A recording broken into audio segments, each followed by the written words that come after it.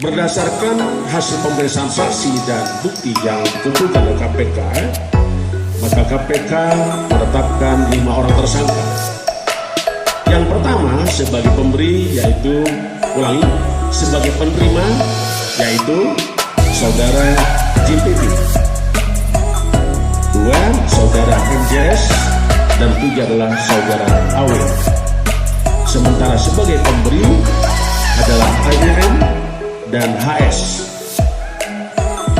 Para tersangka berdasarkan Undang-Undang Nomor 19/2019, para tersangka sebagai penerima MJS dan AW disangkakan melanggar pasal 12 huruf A dan pasal 12 huruf I dan pasal 11 dan pasal 12 huruf I Undang-Undang 31/1999 tentang pemberantasan tindak pidana korupsi sebagaimana telah diubah dengan Undang-Undang Nomor 20 Tahun 2001 tentang perubahan atas Undang-Undang 31/1999 tentang pemberantasan tindak pidana korupsi, yaitu pasal 55 ayat 1 ke 1 KUHP.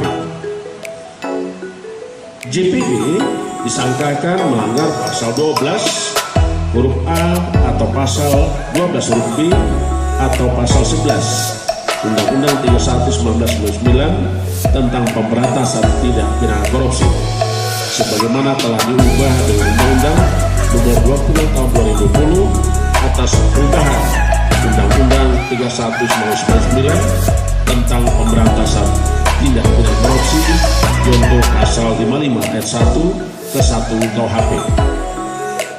Sebagai pemberi, saudara IM dan HS disangkakan melanggar pasal 5 ayat 1 huruf A dan pasal 5 ayat 1 huruf B atau pasal 13 Undang-Undang 31 Tahun 1999 tentang pemberantasan tindak pidana korupsi sebagaimana telah diubah dengan Undang-Undang Nomor 20 Tahun 2001 tentang perubahan atas Undang-Undang 31 Tahun 1999 tentang pemberantasan tindak pidana korupsi.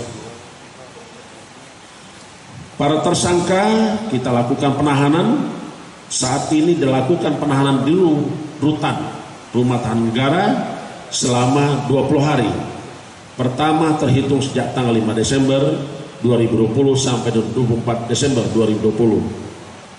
Pertama, saudara MJS ditahan di rutan KPK cabang Gedung Merah Putih.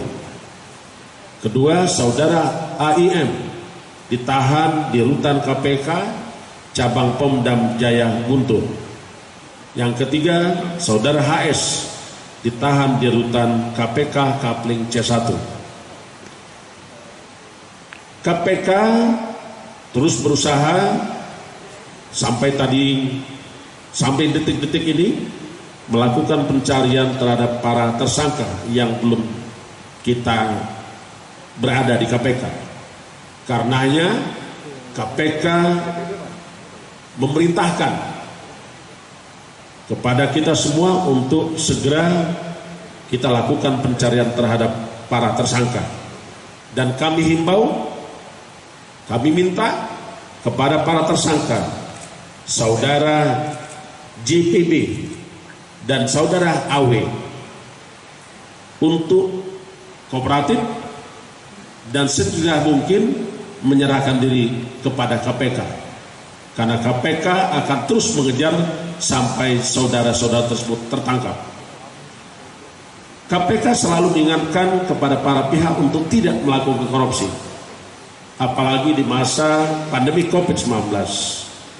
Namun KPK juga tidak akan pernah berhenti untuk melakukan tindakan tegas kepada para pelaku korupsi, apalagi di saat ini adalah kondisi pandemi COVID-19. KPK juga mengajak segenap pihak untuk bersama-sama mengatasi pandemi COVID-19 dengan mendepankan kerja-kerja yang menerapkan prinsip-prinsip good governance demi kesejahteraan masyarakat dan demi keselamatan kita semua. Saya kira itu yang ingin kami sampaikan.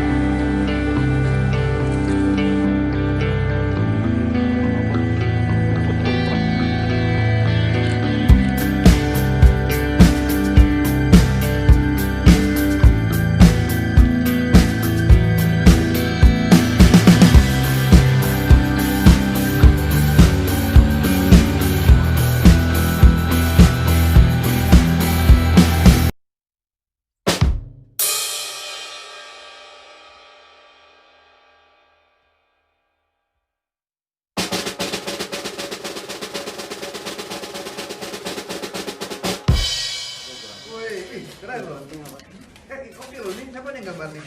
Teman kami di kantor. Yang kira-kira sedikit menghambat. Yang paling efektif itu adalah diri kita sendiri. Tidak ada orang yang bisa mengendalikan diri kita selain diri kita sendiri. Jadi saya pendekatannya nggak terlalu yang sistem ilmiah gitu-gitu. Udah pusing mas ini. Ingetin aja, kamu jangan lupa kalau kamu kenapa korupsi, kasihan anak istrimu, kasihan anak suamimu. Mereka pasti keluar malu. Anak-anak kalau apalagi kalau masih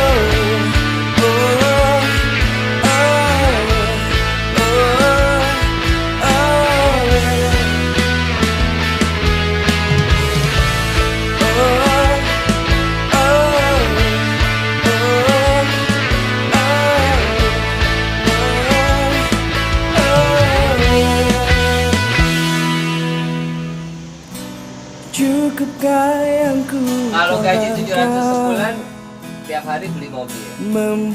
Saya kerja duduk doang, segitu. Nah itu dia jadi bahannya ya. 700 perak aja deh.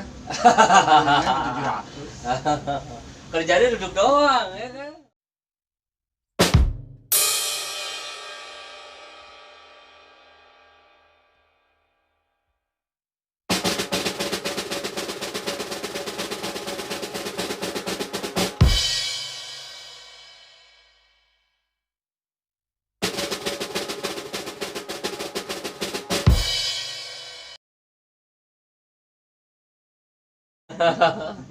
Tapi bener, pejabat-pejabat itu kan hobinya nyunat duit.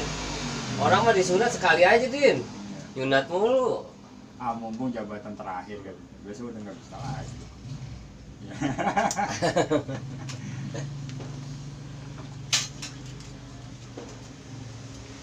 Kemarin udah.